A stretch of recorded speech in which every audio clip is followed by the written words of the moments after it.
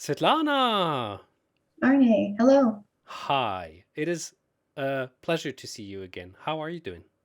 I'm doing great. How are you? I'm doing better after having the bronchitis and COVID and Hmm. all of that. Yeah, I'm still coughing every now and then, so apologies for that already. But yeah, this show is not about my coughing because it's about chess.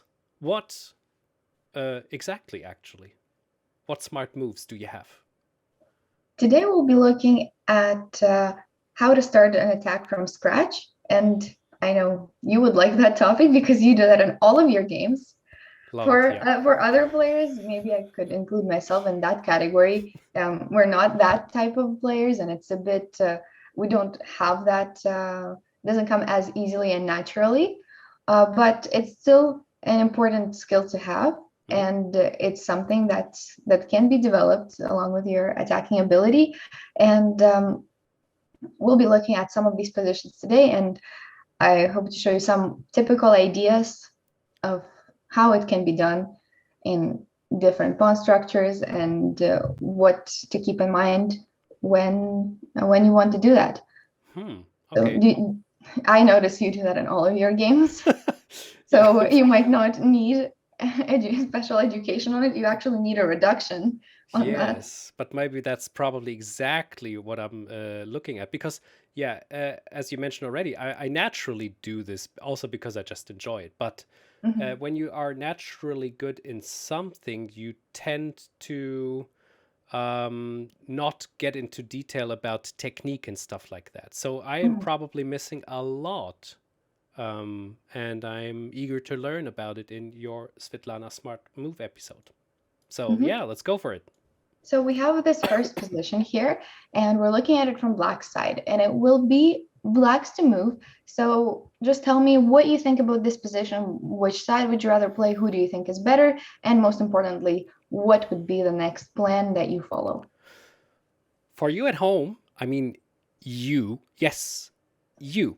I'm talking to you right now. So there's a chance you just found us on YouTube because the algorithm is pushing us a bit more and it's very nice. The shows are getting recognized in YouTube only. So go to our ChessBase news site because you will see those positions which we are discussing about on the board. You can download them as PGN, you can replay them while we're talking about it. And this is a training for you, for your chess knowledge, especially. So take it as a professional chess training course, which normally costs a lot, but we get it here for, yeah, for the good purpose after all. All right.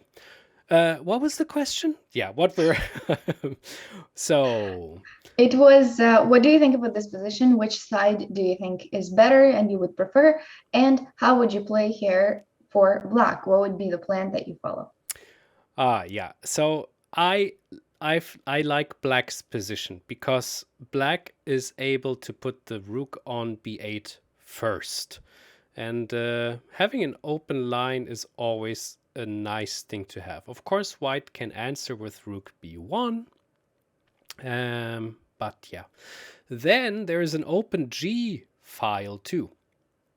And I would love to exploit this a little bit more. So probably my uh, premature, weird, super ugly move would be no, it's too early. But Oh, I'm considering g5. of course you are. Yeah, But that is a bit premature, but yeah. it's you're on the right track and that's a good plan. So do you see a way to maybe prepare it first? Yes. I'm wondering if it takes too long because there's no, but then there's a disadvantage for white if white moves to h4. So a typical idea in attacking is often to just put the king on h8 and the rook to g8. Yeah. Exactly. So this is what happened in this game. We're following the game between Morozevich and McShane. So, Morozevich. but Morozevich was on the Oh receiving end of no! this. How could he? So it's even better. Okay. So you're right. Basically, when you look at this position, you can right away notice the B file and also the open G file from the white king. And the plan is exactly as you mentioned: King H8, Rook G8, and G5, which I think once you see it, it doesn't seem that complicated, but I think the point is in really seeing those ideas and getting there in the first place. Yep. Because you could also play this positionally with rook b8, try to double, triple on the b file, and try to attack like rook b2, the a2 weakness, and play it more in that sense. But the best thing to do here is this odd-looking king h8 move, but it does have a powerful idea of bringing the rook to g8 and pushing g5. So that's what happened over the next few moves, and I really like this plan for black because this doesn't only happen when white's pawn is on f4 or on like h4. It's a common idea in a lot of different openings, and you can sometimes employ it from either side, and just to make sure that your king is safe first. So that's why I put it on h8, and also of course, you don't have to do this in all of your games, and it's not necessary to create an attack from scratch in all of your games. But knowing some ideas like these you can choose from them later in your games and bring them to life if they're possible. So yeah, I just actually wanted to make sure that it's not necessary to start an attack from scratch in every single game, because sometimes there's some positional factors that would advise you against it. There's many other factors to a position that would determine whether it's a good idea or not. But the more ideas you know, the more you can employ them. So to keep this king h8 and g5 idea in mind can still be helpful. And if you can have a way to start an attack, it's never it's never a bad thing. Everyone loves to attack, so I think Does everyone, I think it's though? good, but don't overdo it, as some people such as Arne do. Yeah, listen to Svitlana. Oh. So g5 actually did happen, and now white has to start preparing for the opening up of the g file. So I bet Morozevich was a bit nervous already here, and he made a slight inaccuracy and played queen f3. So just trying to bring the queen into defending and just to have more pieces there. How would you now continue with black? It's not anything complicated. I just ask you to guess every move to test the attacking. Well, first I would really, like, if I make an attack like this, and trust me, it happened a lot of times already. So a queen move to f3 is the thing I am hoping for, because there are a couple of other defense. I mean, the most simple one might, after all, be f5 maybe, or moving the king to h2 and then the rook to g1 as the white. Wait, I meant as black. Yeah, sure, but I'm sorry. Yes, this is right. right. But I just wanted to mention that this is actually, I'll just take the pawn, of course, on f4 because I want to open this line. Well, that's actually why the queen went to f3, so that it can then recapture queen f4, and it gets a bit more untied for white. So this, I don't think, was the best continuation, because white could potentially also have his own counterplay now that the queen is there, and then the rook can come to b7, and here even I would maybe even prefer white. Oops. But of course, the problem is not with g takes f4, but there's something better. Well, then how about just the g4, because that should open it up too, because white has to react. Exactly. That's just another way of opening it up, and you choose between the two and think about which pawn you would rather exchange. And I think it will be the h pawn that you would rather get out, because this keeps the white's pieces a bit more cramped, and that's what you want here.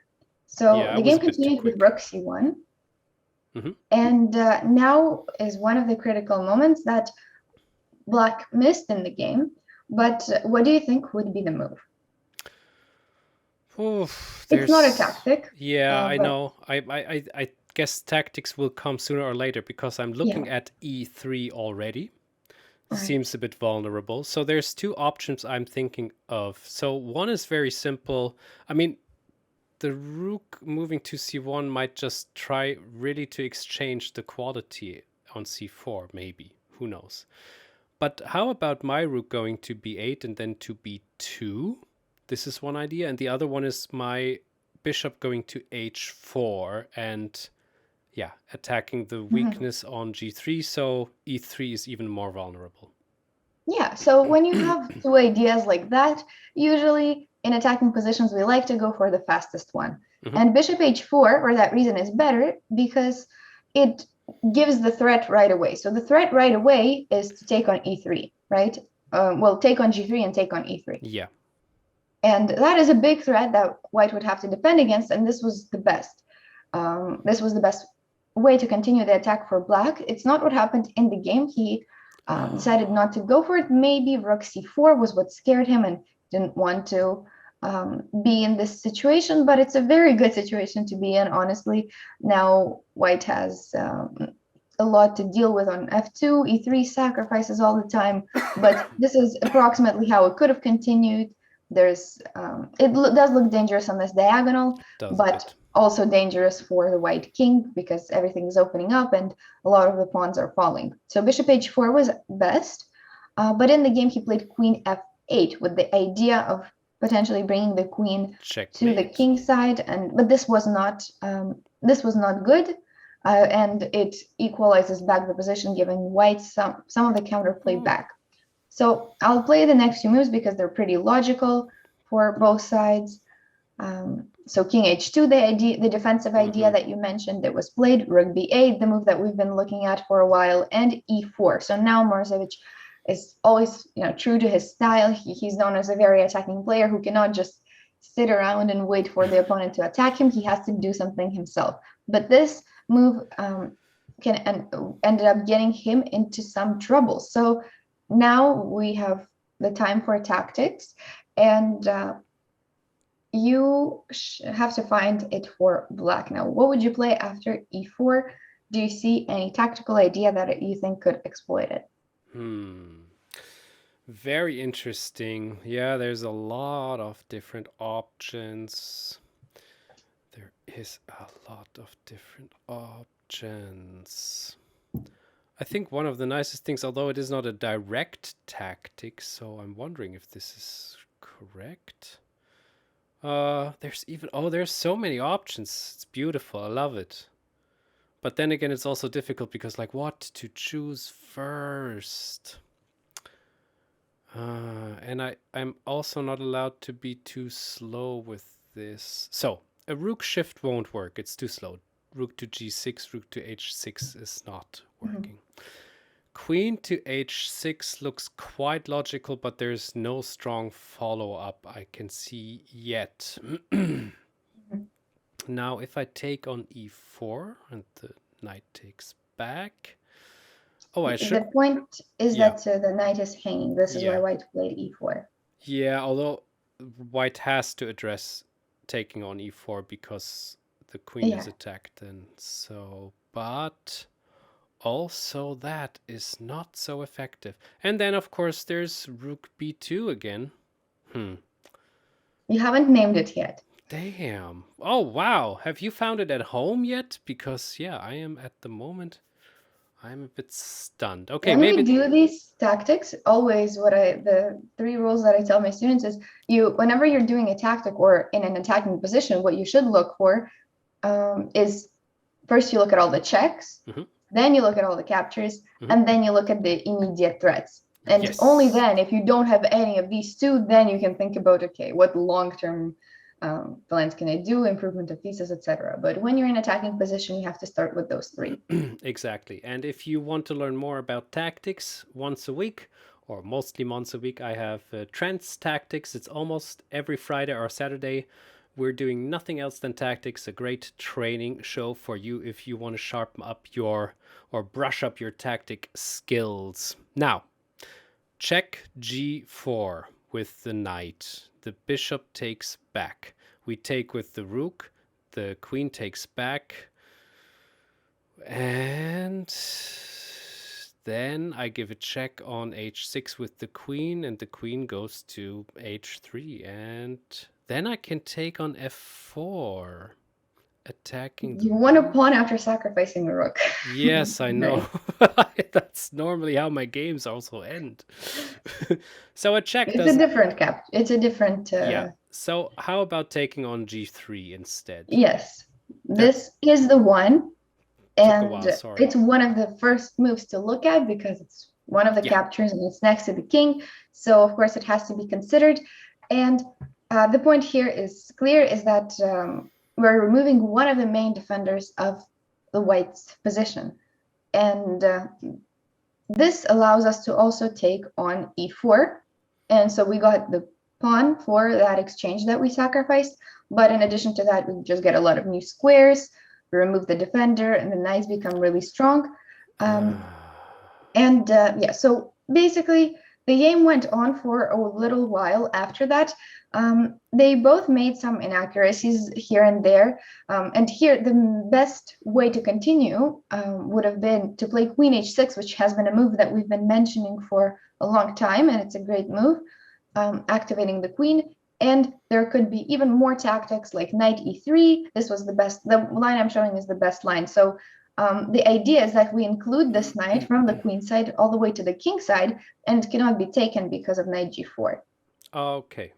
So this would have been like really, really close to winning, I would say. Once the knights get activated like this, defending each other, the rook is going to come to g8, and it looks like a very dominating position for black. And I think it could have been won way easier this way. In the game, he played knight b2, and the game went on. There were a lot of inaccuracies, but I think we passed the main moment where the attack needed to be begun in the first place, and we solved some tactics there. So I guess we can move on to the next one to get more ideas in. And all of this attack led to the tactic, as it does so often, because yeah, when you're making the right moves, when you're giving the pressure, then the tactics are following on their own. Right. Yeah, so the next one I will show is a very recent example for me. I just came back from playing a tournament, and it will be we will see some of the moments in that game. Nice. Arne has been asking me a lot about that tournament, but this was one of the key games there. I ended up losing this game, but the important part is throughout the game, and there will be a lot of tactics to see. Nice. And hopefully at least someone can learn from it. Yeah, this was we have to mention that this was the game, the decisive game, like for everything. You had the strongest opponent, Jade Meili Oulet. Is that how you say it correctly? Yeah. Not really, but it's hard. But yeah, this was the decisive game because we ended up she ended up getting first and I ended up getting second in the tournament. This was the Canadian Women's Championship. And this was the game that decided basically who goes in the lead and who stays in second place. Because the other, neither of us never really risked going for the third place because we, other than this game, I didn't lose any other games. And so it was a very important game, and which didn't turn out in my favor, but I thought it was still a very interesting game to look at, and it does fit our topic of how to start an attack from scratch, because I was in a must-win situation here. I was half a point behind because I made a draw. I made a draw with Alexandra Botes, who just came back into competitive chess, and it was a really exciting game too. Yes, indeed, it was very, very nice. So yeah, maybe another day, but yeah.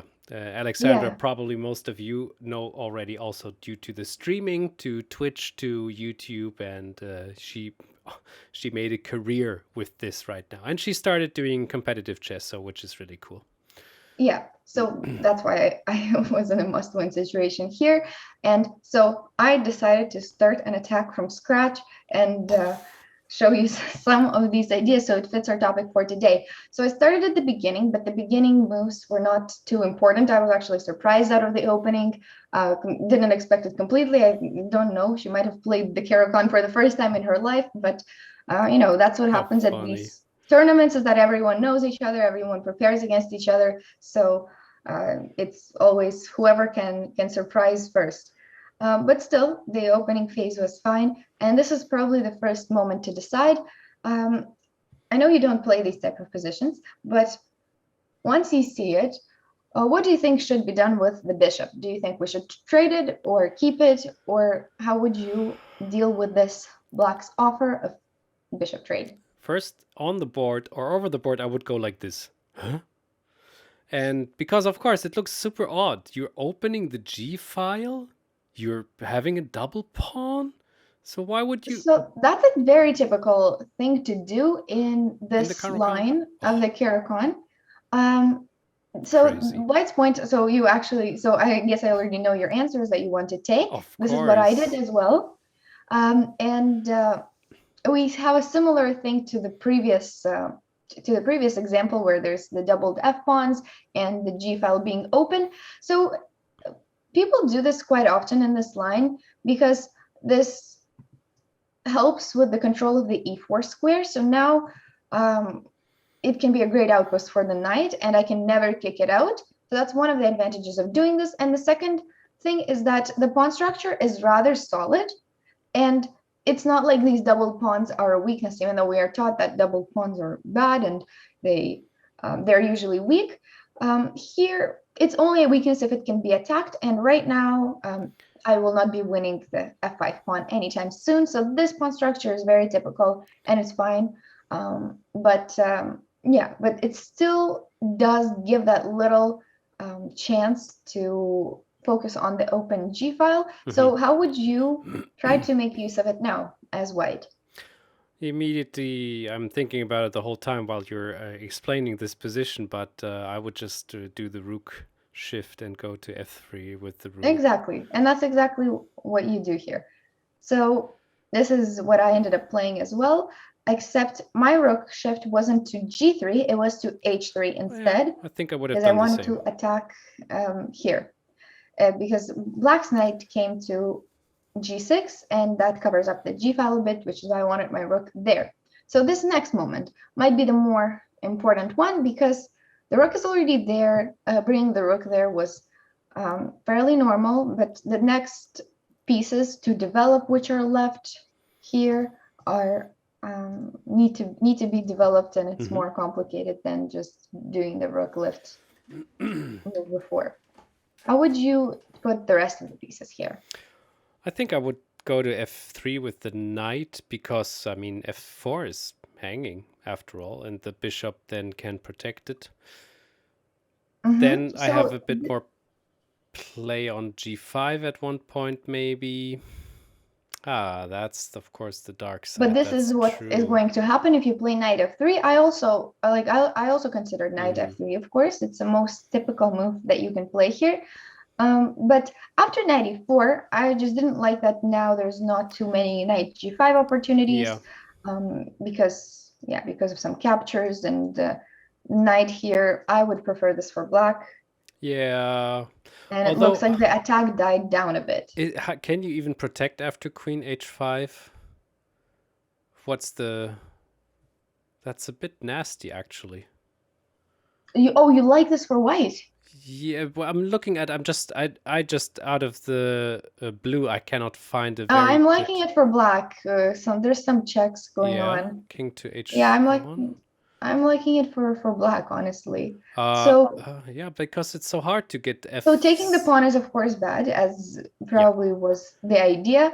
I feel like queen h5 is really, really strong and should technically just win. I wonder if black has just a defense with king g7 and rook h8, Oh, just in last case, last goodness. resort. But I think probably the Yeah. more defense that makes more sense, and it's similar to what happened in our game, it's to bring the knight to f8, and we actually have no more pieces to really open it up. Okay, So thank you. Yeah, okay. that might be the defense, and it looks not too solid, but it really is, because we made a lot of trades there, and Wow. now that the pieces are Okay, gone, it's gotcha. not as easy. Sorry for this little Okay. intervention. Okay, yeah. Then the other plan or the other idea, well, there's still f4 hanging, so I guess I have to get my queen there to f3 or something. You could. I played something different. There's a better knight maneuver than the one that you mentioned on f3. Is it to d3? No. Or you just take on g6? No. What? What? There's a better knight maneuver. There's a better knight maneuver. Oh, is it to f1 and then to Yeah, g3? yeah. So instead of That's going to nice. g5, this knight is coming to h5, which I liked better, and this is the move that I played.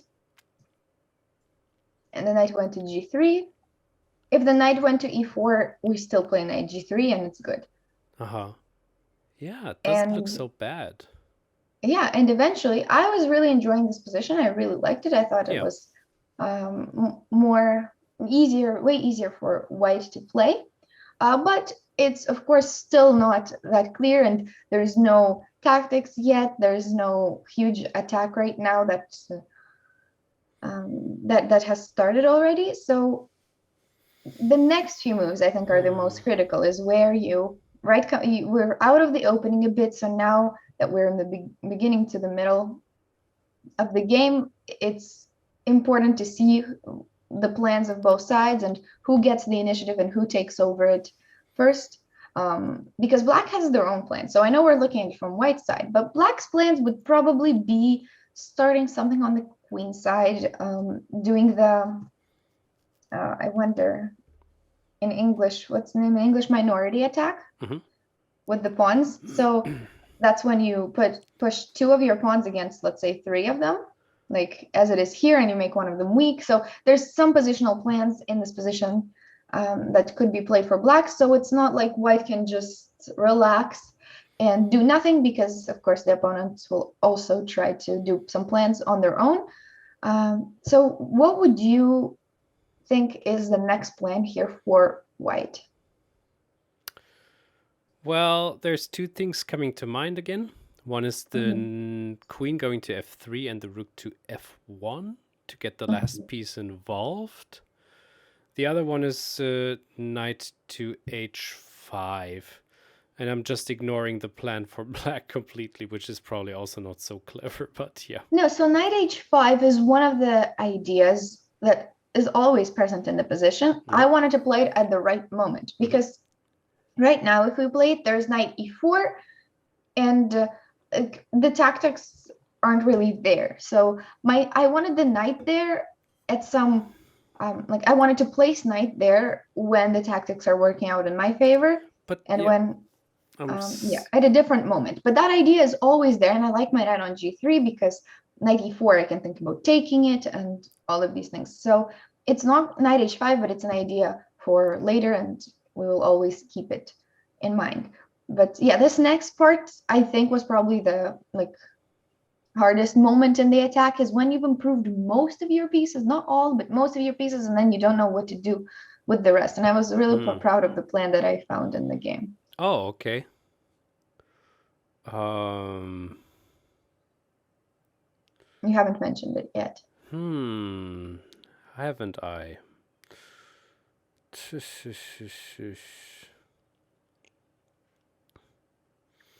What would be a good idea? Remember our last example. That might be too big of a hint, but remember our last example. Ah, my goodness. Okay, yeah, you gave the ultimate hint.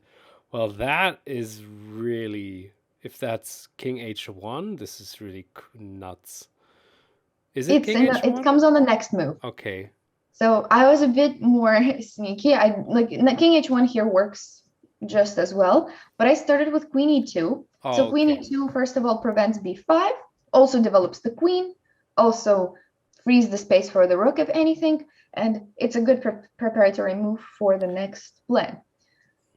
Knight f8, and next comes the one that you guessed, and it's kind of similar to the previous example, which is why I combined the two. King h1, and the idea is for the rook to come to g1, and now once we have the knight h5 plan, it can be combined with g4. We found the right time, yeah.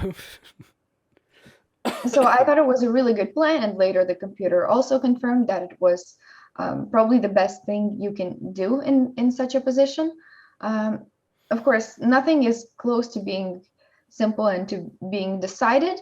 It's but I was really enjoying my position, and I really liked it, and I thought it was good. So now was one of the important moments where black made her own defensive setup. So the knight went to f8. Like I mentioned, it's very typical to have the knight there as a defensive resource. It protects h7 really well, and it can always come back to g6 to block the g file. And also place the rook to e7 combined with f6 to just have this rook protected in case I ever take that bishop. Then black can make use of that g file that was open. So now that f6 was played, where do you think my knight went? There's two options, and there's kind of a difference between the two. Well, it has to be f3 because there's just more options to attack. I don't think that I'm wrong. But d3 well, it's between f3 and d3. Yeah. And the difference between the two is actually not because of my own ideas, but it's because of the opponent's idea. Okay. So what is the opponent? What do you think black wants to do after my knight moves? Maybe even push e5? I think e5 is a bit too dangerous, and it's never to black's advantage to do that. Okay. Then...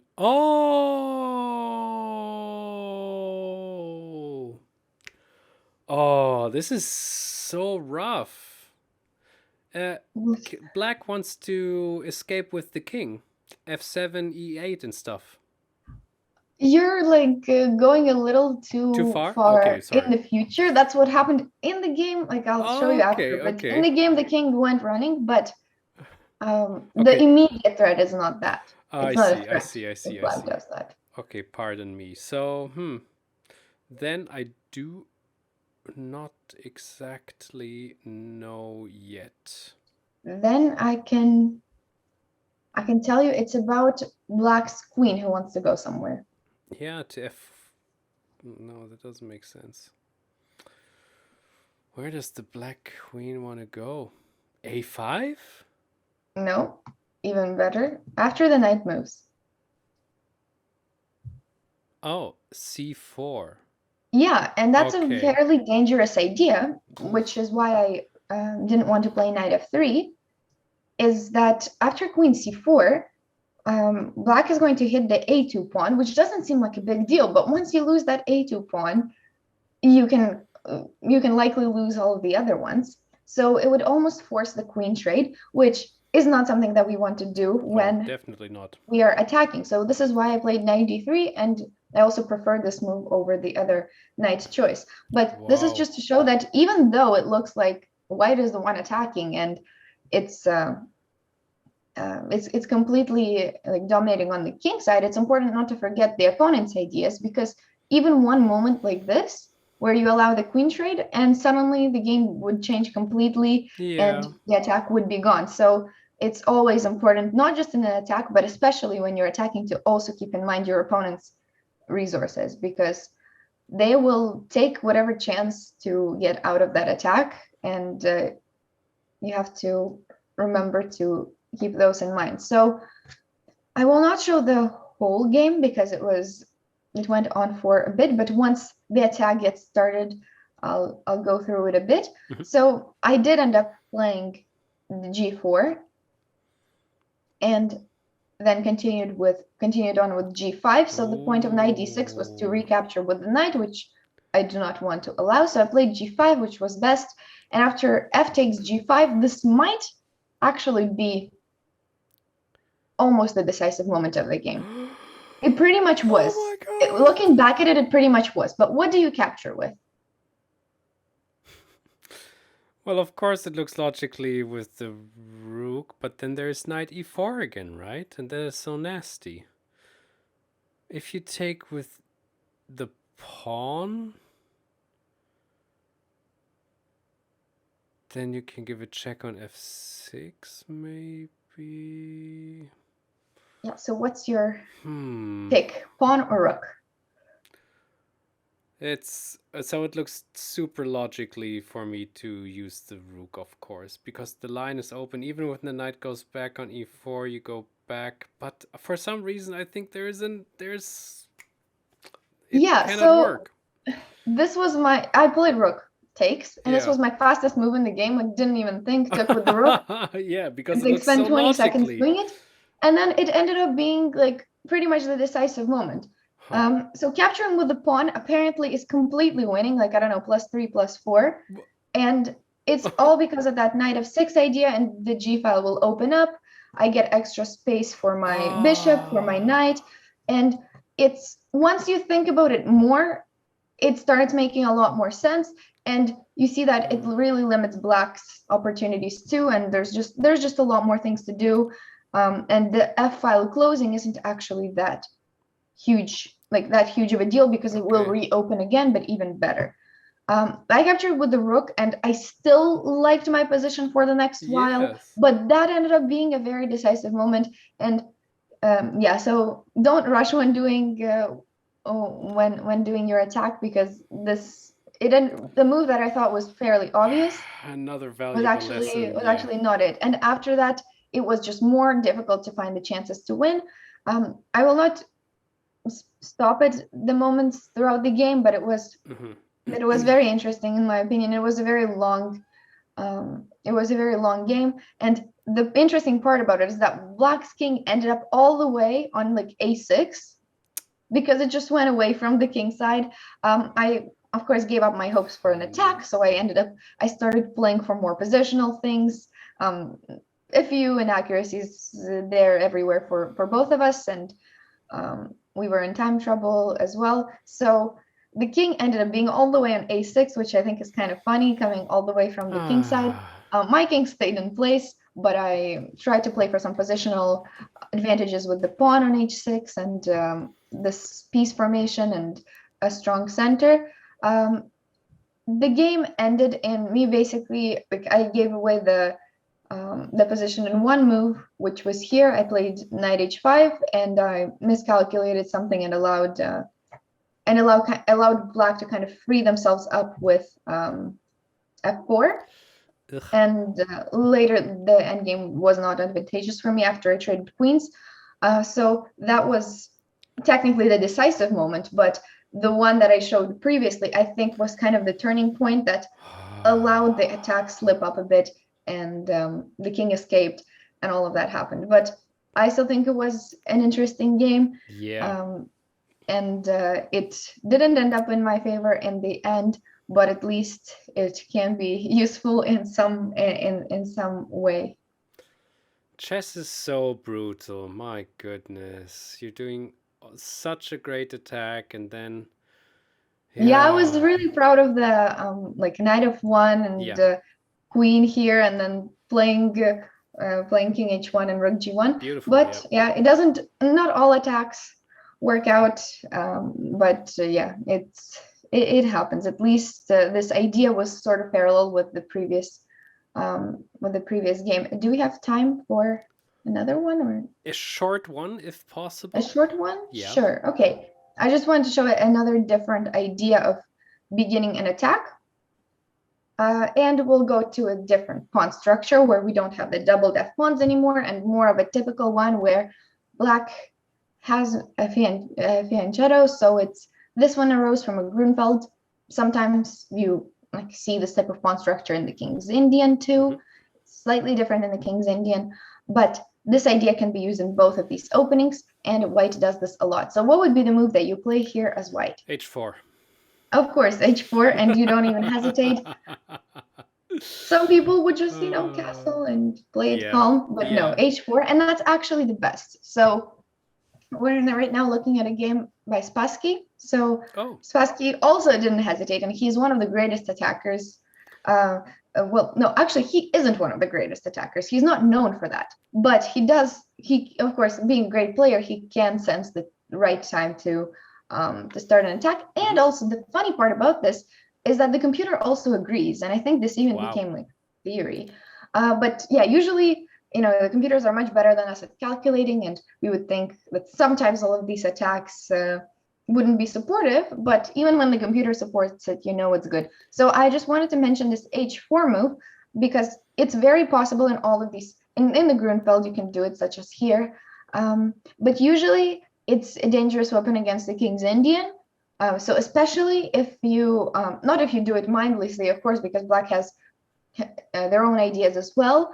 But I know it can be annoying because I play the King's Indian from the black side, and there are some really tricky sidelines with h4 because whenever you see this formation of pawns, that's kind of a way for the h Yeah. pawn to open up the things on the king side a lot faster. So remember this idea. You can use it for black too, from the black side whenever white has the pan-shadowed bishops. So it can be used for both sides, and just whenever you see this pawn formation, sometimes pushing your h pawn can be a very powerful idea, especially if you haven't castled yet. Mm-hmm. The game continued for a bit, and of course, the idea of h4 is to play h5. Yeah, So but black does not play h5 themselves because that opens up the ideas for like g4 type of things and knight here and sacrifices. So I think that's the more okay. important one. So this is why this h4 move is always annoying to deal with because you haven't committed to an attack yet. You can still castle, you can still do your own thing, but you kind of decide for like black has to decide what to do. If they play h5, weakness on g5, weakness on h5 can be sacrificed. If they play h6, which is more flexible, but then okay, weakness on g6 now. So it leaves black with some choice of what to do. Sometimes it's best to even just do nothing. But that's different, and that depends on the opening. But of course, h5 is the right plan, and that's how you basically had an attack started. It was nothing 2 moves ago, and now you at least have some big attacking threads here. Yeah. And that's how it starts. That's how an attack starts, and that's how you shift the momentum to your advantage. So in the game, bishop a6 was played. I'll make this one because it's fairly obvious, but what would be the next way to continue the attack? Well, so now with all the knowledge I have from making those kind of attacks all the time, if I play the bishop to h6 and it gets taken back, the king can move to g7 and the rook to h8, and then white doesn't have and too then you much don't left. have enough pieces yet to make that decisive. This means I have to be a bit smarter. Well, I would love to get the queen on the h file in front of the rook somehow. And I see an idea of how to... Okay, so what about knight to f4? That's what was played in the game. Actually, knight g3 is, I guess, considered a bit better. Okay. But knight f4, I like it personally because you're at least making an immediate threat to take on g6. Yes. Which I think was also one of your ideas. Plus, you're opening up the queen. Plus, you're bringing another piece into the attack. So that's one of the most important principles of playing good attacking chess, is to have all the pieces involved. It's always the quantity is always important. You always want to have more attacking pieces than the opponent has their defensive pieces, and that guarantees a good attack and the tactics working out in your favor. So bringing more pieces is always really, really important, not to just get carried away with maybe just like you see the rook and you just get carried away that you have one piece attacking, but it's not enough. So the more the better, and not to rush with these things, and bring them all before doing anything drastic, any sacrifices. So maybe last few moments here. How do you continue as white and keeping the all the pieces have to participate in mind?